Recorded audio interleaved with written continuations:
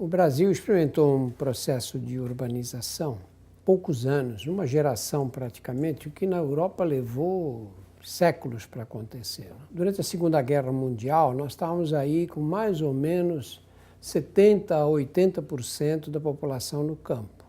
E hoje nós temos essa relação invertida. E essa urbanização rápida e maciça aconteceu sem nenhum planejamento. As cidades foram inchando do centro para a periferia. Eu peguei bem esse processo aqui na cidade de São Paulo, ao redor dos anos 50, 60, quando houve grandes migrações do Nordeste para a cidade de São Paulo. São Paulo estava crescendo muito, ainda era uma cidade industrial e havia um grande boom do mercado imobiliário. Então, as pessoas chegavam, vinham do campo no Nordeste e conseguiam emprego imediatamente. As obras tinham cartazes, era um estojinho de madeira que eles iam enfriando, precisa-se de marceneiro, azulejista, servente de pedreiro. Então, eles vinham, entravam e estavam empregados automaticamente. É lógico que não tinham condição de morar no centro da cidade. Eu, na época, quando era residente no Hospital das Clínicas, final do curso interno, residente, o Hospital das Clínicas era o grande pronto-socorro da cidade. Qualquer problema que acontecia, ia para o Hospital das Clínicas. Não, porque havia o Hospital das Clínicas, a Santa Casa, o Hospital São Paulo, eram pouquíssimos recursos. E aí você via qual a consequência dessa urbanização desenfreada, né? As pessoas, a mortalidade infantil altíssima. A gente recebia crianças bebês que vinham numa situação desidratados, em situação grave, porque a criança primeiro não tinha condições de higiene, a habitação era muito precária e depois ignorância também, né? As famílias não sabiam o que fazer com a criança e elas então chegavam no hospital numa condição muito difícil. Algumas chegavam chocadas, outras chegavam mortas. Então, morrer criança ali era uma coisa normal. Era a gente, num plantão de 12 horas, perdia 3, 4 crianças. Normal, em 12 horas isso acontecia, às vezes mais até. Com esse processo de urbanização rápida desse jeito, ficou muito difícil você atender a toda essa demanda. Eu nasci durante a Segunda Guerra Mundial, não tive pediatra. Eu nasci no Brás, que era um bairro operário, nem eu, nem nenhuma daquelas crianças teve pediatra. A assistência médica naquela época não chegava no Brás. O Brás é o primeiro bairro da Zona Leste. Sair de um lugar onde eu morava, a pé até a Praça da Sé, leva 20 minutos.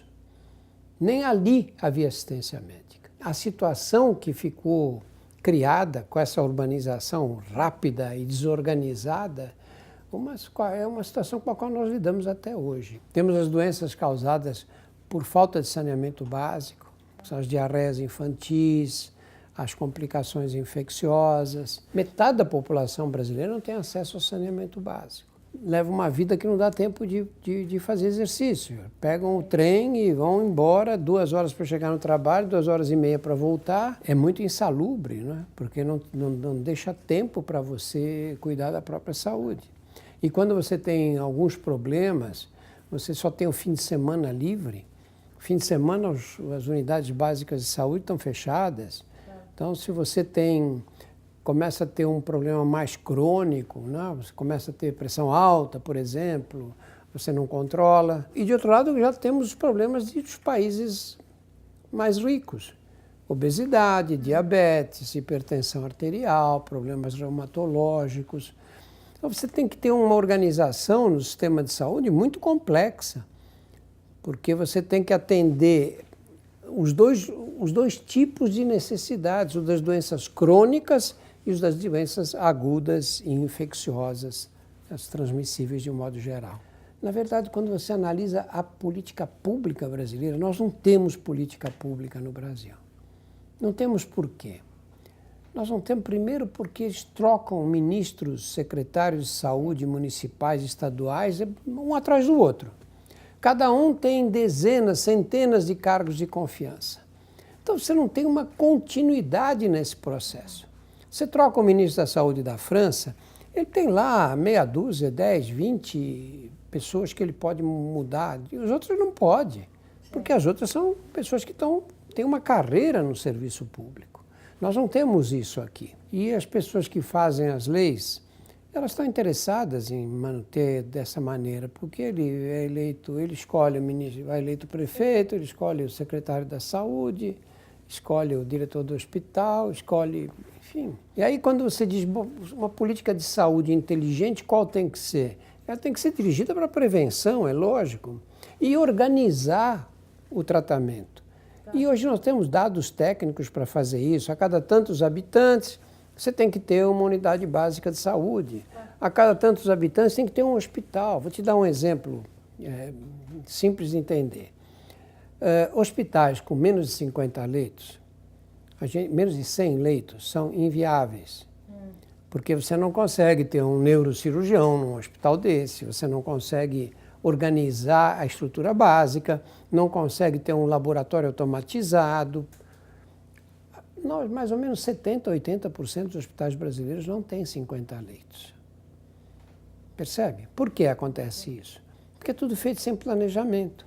Então tem uma cidadezinha lá, o prefeito constrói um hospital, põe o nome da mãe dele no hospital e fica famoso para sempre. O da cidade vizinha diz, lá tem hospital, aqui não tem, o prefeito não leva a sério a saúde, ele constrói outro. E fica aquele monte de hospitais, cada um na sua cidade, e nenhum deles em condições de trabalhar eficientemente. Tinha que fazer o quê? Quantas cidades são? 5, 6, 10? Aí sim. Aí você tem um hospital regional. O resto são unidades básicas. Não resolveu o problema aqui, leva para lá e pronto, tem que ser assim. E em cada região tem que ter um hospital terciário. Esse sim, que vai fazer cateterismo, vai fazer transplante de fígado, isso tem que ficar na região, né? Isso, hoje tem dados técnicos para se fazer essas coisas dentro desse tipo de planejamento, né?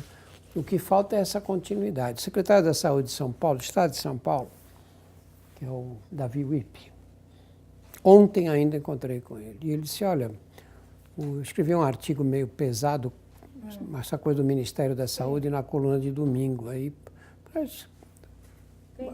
colocar no SUS aromaterapia e, enfim, imposição de mãos, gente doida, né? Mas ele diz, mas ele vai sair agora porque vai se candidatar a deputado. Então vai entrar um outro ministro da Saúde. Ele falou, enquanto eu sou secretário da Saúde, são 4 anos, né? Ele vai completar 4 anos no fim desse governo. Trocou o ministro da Saúde 6 vezes.